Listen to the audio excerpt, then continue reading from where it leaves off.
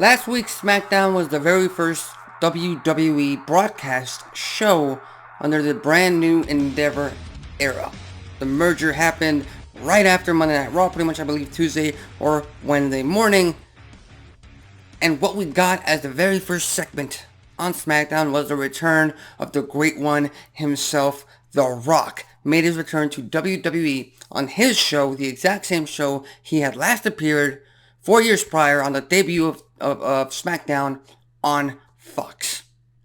And basically, all the speculation started to pour in because earlier that day actually, on the Pat McAfee show, The Rock had mentioned that this year's WrestleMania was supposed to be Rock versus Reigns for the title in Hollywood, SoFi Stadium, and it just didn't happen. It didn't coalesce.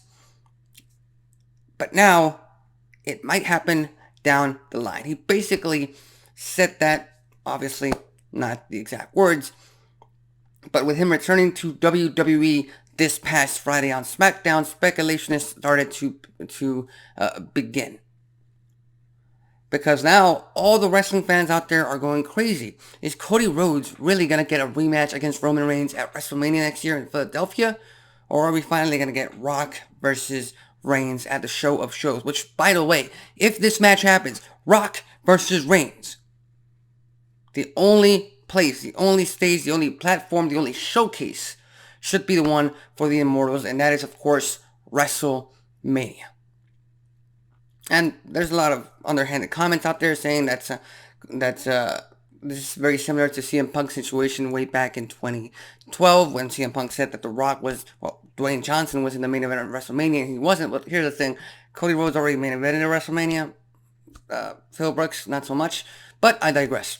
So, with that said, the segment was alright. It's very clear to me that WWE still has big plans for Austin Theory because he's already not only had segments at WrestleMania with Stone Cold Steve Austin and John Cena, but he went one-on-one on the microphone with The Rock, and The Rock even let him have one over him with the It Doesn't Matter.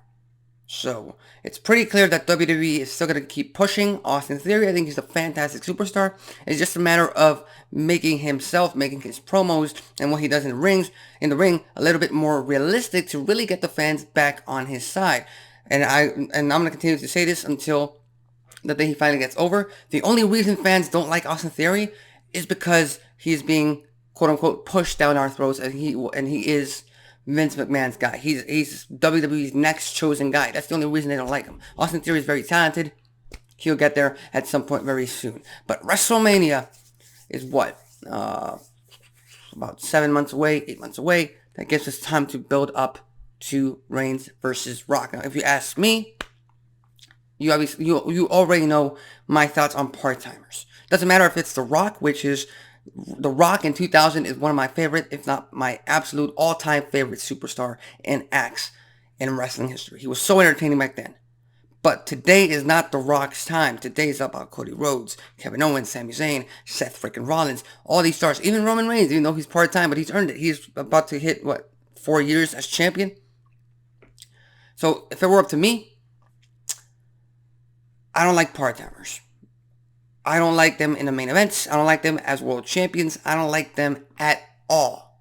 And I feel like after Lesnar broke the streak, WWE wasted tons of WrestleManias, multiple WrestleManias, having him main event those shows and giving him that importance. It brought good business, but it pretty much sent Rollins, Reigns, Owens, all these young superstars that are barely starting to get over with the crowd on the back burner, and that's just not how I like it.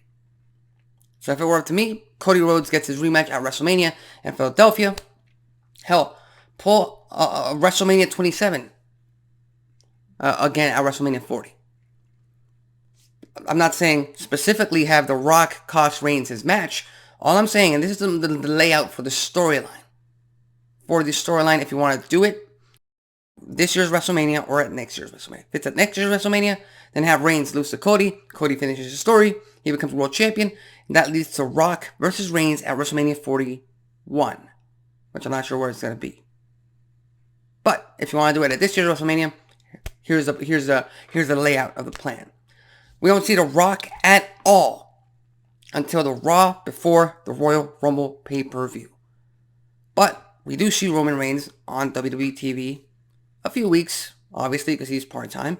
And every time he comes back on SmackDown, on premium live events, on pay-per-views, he makes underhanded comments. He takes shots at his cousin, Dwayne "The Rock" Johnson. Fast forward to the Monday Night Raw before the Royal Rumble. Well, actually, it should be SmackDown since Reigns is part of SmackDown, but we'll just have to wait and see. The Rock and Reigns finally confront one-on-one. And they settle their beef right then and there, one-on-one on the microphone. They go back and forth. Keep in mind, Cody Rhodes challenges Roman Reigns at the Rumble for the Universal Championship. It's a stadium show, a big stage, and Cody Rhodes beats The Rock at the Rumble. He finishes the story. He gets into the big stadium crowd.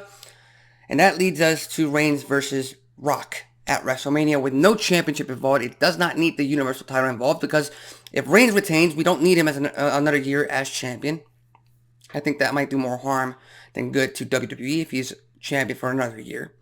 And if The Rock wins it, well, that's really unnecessary. And sure, Cody Rhodes beating The Rock down the line could be interesting and it would put him over immensely. But again, that kind of match, it should happen at a SummerSlam, at a stadium show with the title involved. And at that point, you have to wait until SummerSlam or a Saudi Arabia show.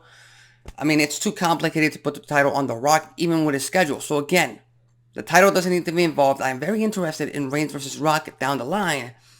It just can't be for the title. And the main priority out of this feud should be to put Cody Rhodes over with the championship and the champion, and him becoming champion at the end of all this. Because Reigns does not need the title at this point. He's just gotten that big as far as superstar is concerned. And The Rock, well, he's Dwayne Johnson. He's The Rock. He's a great one. He's a future Hall of Famer. There's absolutely no reason to put the title on him. So, with that said, those are my thoughts on The Rock's return. Again, we all popped. That return, the setup, immensely entertaining, immensely well positioned for the crowd to just blow up. And the fans watching at home, of course. And of course, yeah, The Rock is back. And the only future match we can get out of The Rock right now is Rock versus Reigns. So we're going to get that match eventually. It's just a matter of when and how we get there. So with that said, what are your thoughts on The Rock's return last week on SmackDown? What are you expecting from his return? Are you expecting them to do the match at this year's WrestleMania, next year's WrestleMania? We just have to wait and see. So with that said, tune in later on tonight to Fox for another episode of SmackDown. Tune in later on tonight to TNT for a very special episode of Rampage Grand Slam. I believe it is 2 hours. We get the explanation as to why Sammy Guevara joined Don Callis' family and turned on his former mentor, Chris Jericho. So with that said, I'm Alexis Carrillo. This has been Wrestling Talk, and I'll see you next time.